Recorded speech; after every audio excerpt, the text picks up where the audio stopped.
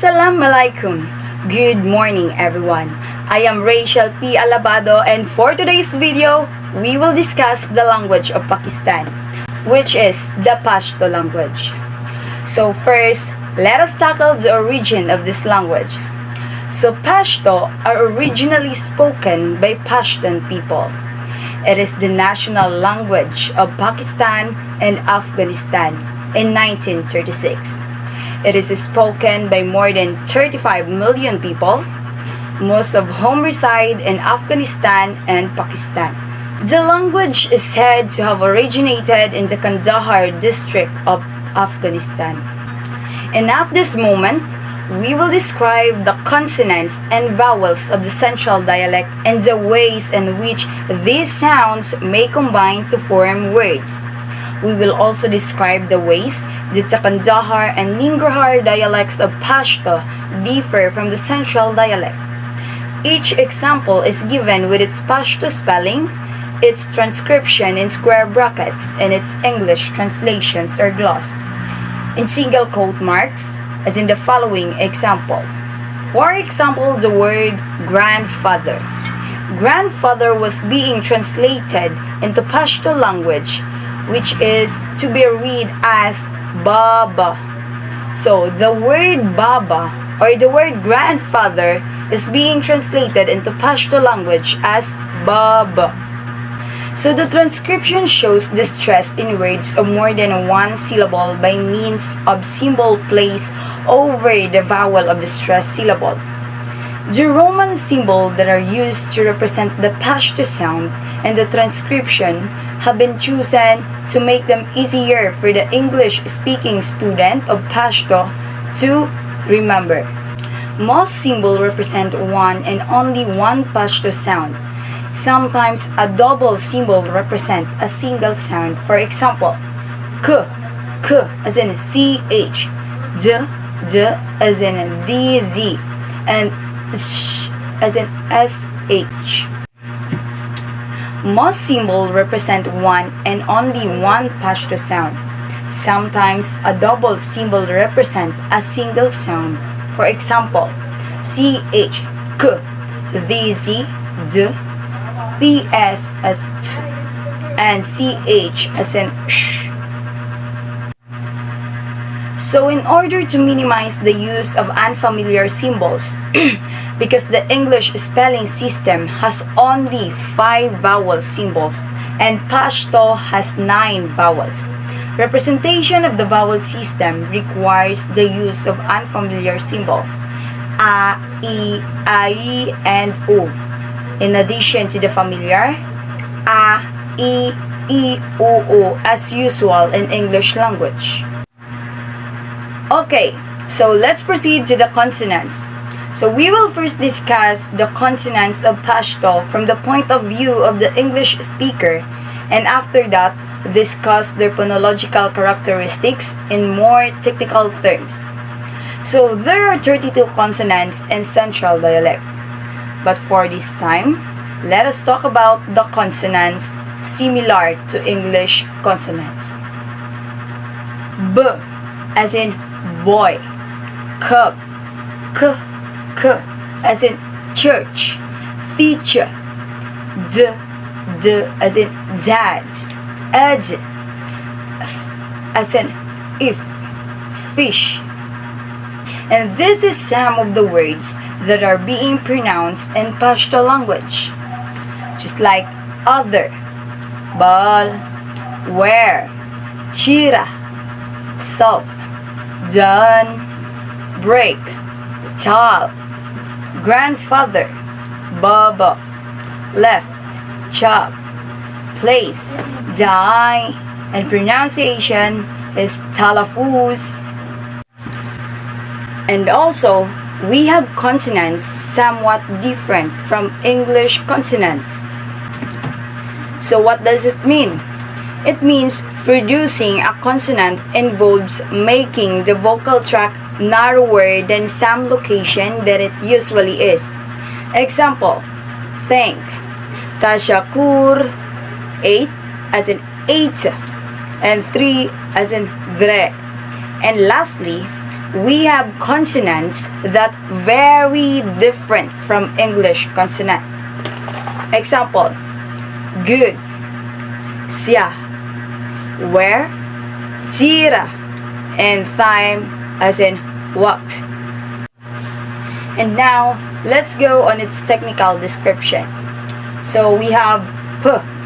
This is voiceless bilabial stop. We have b. This is a voice bilabial stop. And t as in voiceless dental stop. And d as voice dental stop. We have also the t, which is the voiceless retroflex stop. And d is voice retroflex stop. And k as in voiceless velar stop. And g as voice velar stop. And k as in voice aspirated uvular stop. And if you see a question mark, that is glottal. And m as voice dental nasal. N as in voice mental nasal. And n as voice retroflex nasal. And n as voice velar nasal. And f as in voiceless dental fricative. And s as in voiceless dental fricative. And s as voice dental fricative. And sh as voiceless palatal fricative. And x as voiceless palatal or front velar fricative. And now, let's go on its technical description. B is a voiceless bilabial stop. B is voice bilabial stop. And T as in voiceless dental stop, while D is a voice dental stop. And T is a voiceless retroflex stops. D as voice retroflex stop. And K as voiceless velar stop. And G is voice velar stop, while Q is a voice aspirated uvular stop. And if you see in a question mark, this is a glottal stop. And M stands for voice bilabial nasal, and N for voice dental nasal, and N, another N with voice retroflex nasal. And NG or NG is a voice velar nasal. And F for voiceless labiodental fricative, while S is voiceless dental fricative.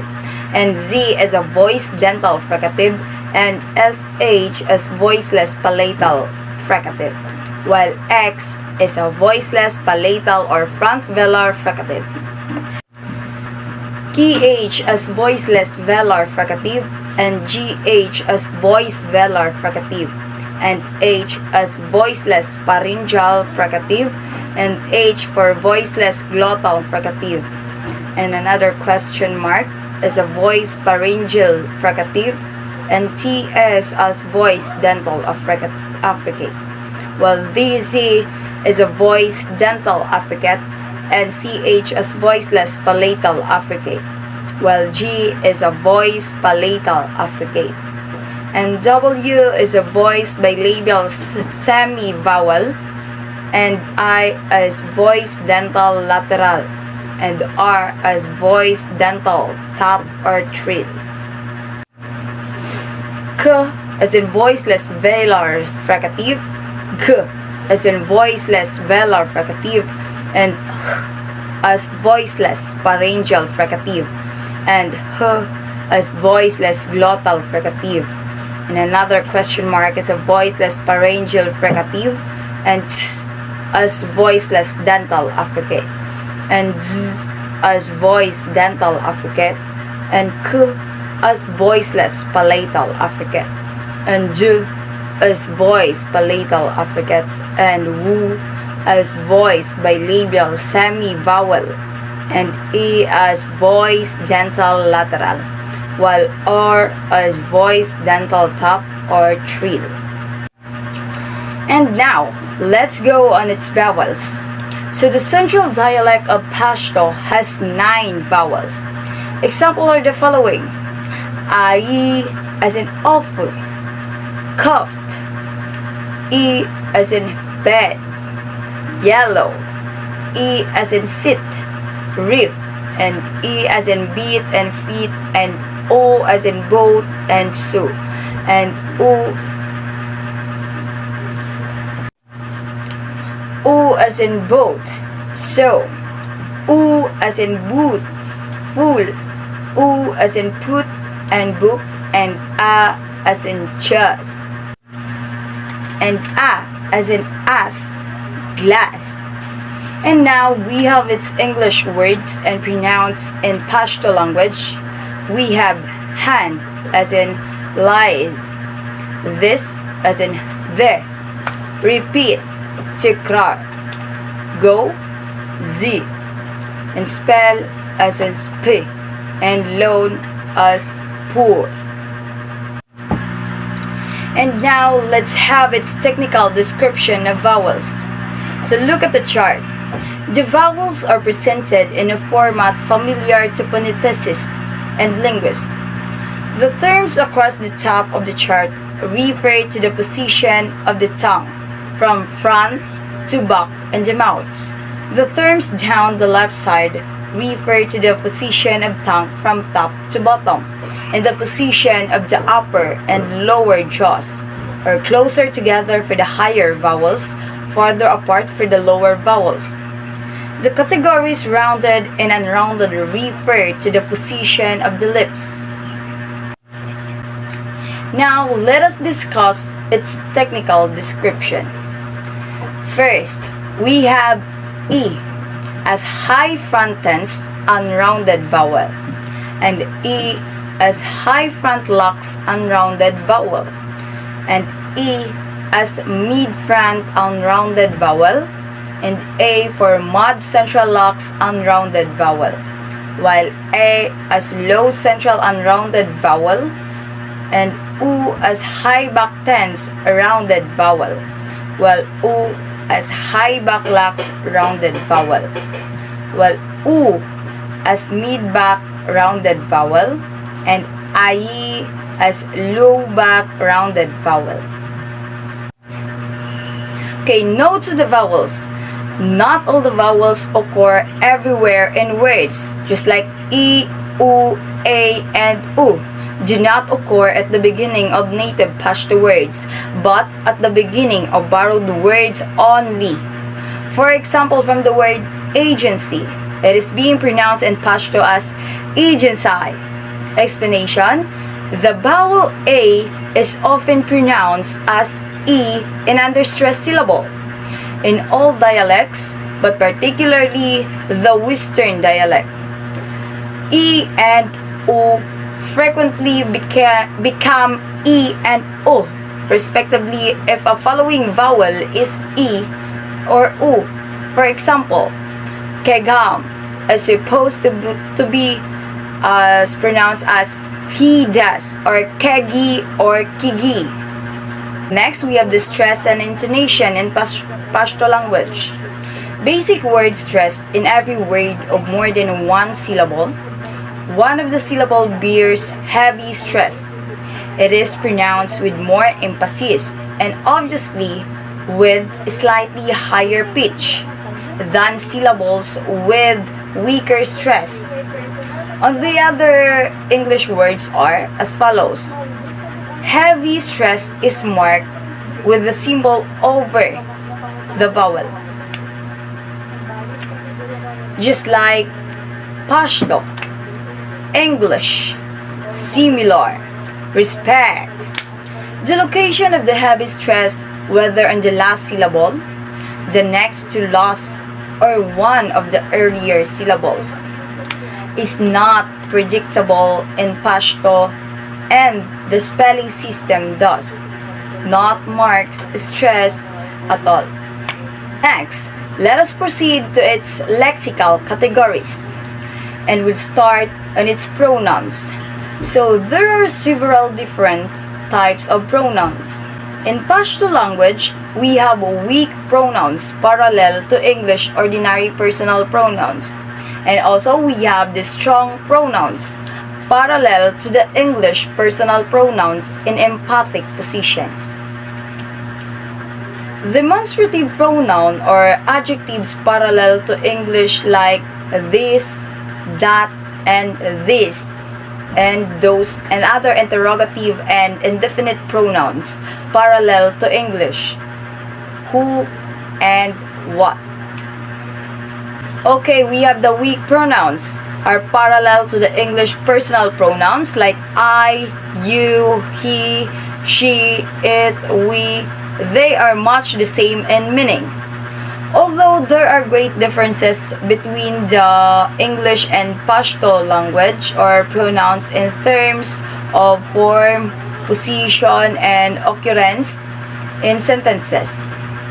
But there are two forms for each weak pronouns, which corresponds closely but not exactly to the direct and oblique forms of nouns. The weak pronouns form are as follows. Okay, so we have the S and P. S stands for singular pronoun while P stands for person pronouns.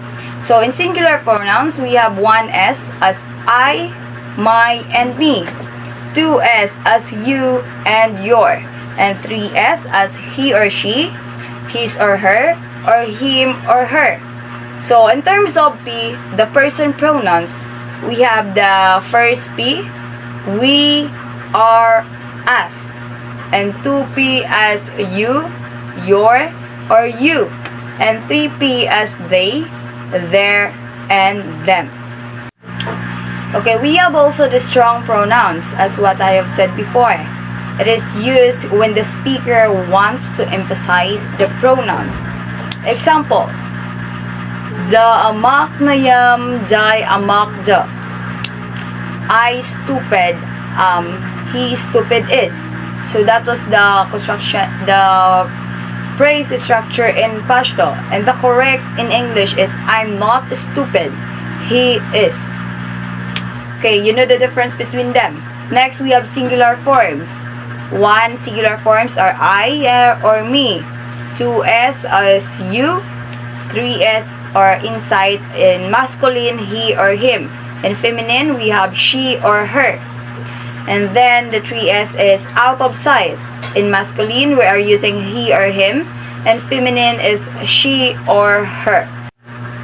Okay, we have adjectives. Can be grouped into classes like nouns, although each adjective has masculine and feminine alternatives. Whereas nouns are either masculine or feminine, but not both. The reason for this is that the gender of a noun determines the gender of adjectives that modify it. So, any one adjective might agree with a masculine noun at one point and a feminine noun at another point. For example, the forms of the adjective for hungry in the following phrases. Example: hungry boy, or what we pronounce this in Pashto as wagay alak, and hungry girl as wagi peglang. Next, we have verb. Pashto verbs are in complex both in form and in use. So we have divided their descriptions into two. And first, we have described the various arms that Pashto verbs can assume, including the personal endings by which verbs agree with subject or objects. Next, we have the forms of the verb parallel to be. And the third is the auxiliaries become kadal and make is kawil. And next, we have preposition. Pashto preposition and prepositional phrases, which are phrases containing a preposition and a noun object of a preposition, as in English phrases like in the house of my cousin and towards the orchard. Pashto has preposition to preposition like English preposition, which occur before the noun in the phrases. And now, we have its phrase structure rules. So, in terms of the structure of simple sentences, example sentence with only one verb. First, the order of major elements in sentences and questions and describe and conditions under which some of these elements are deleted.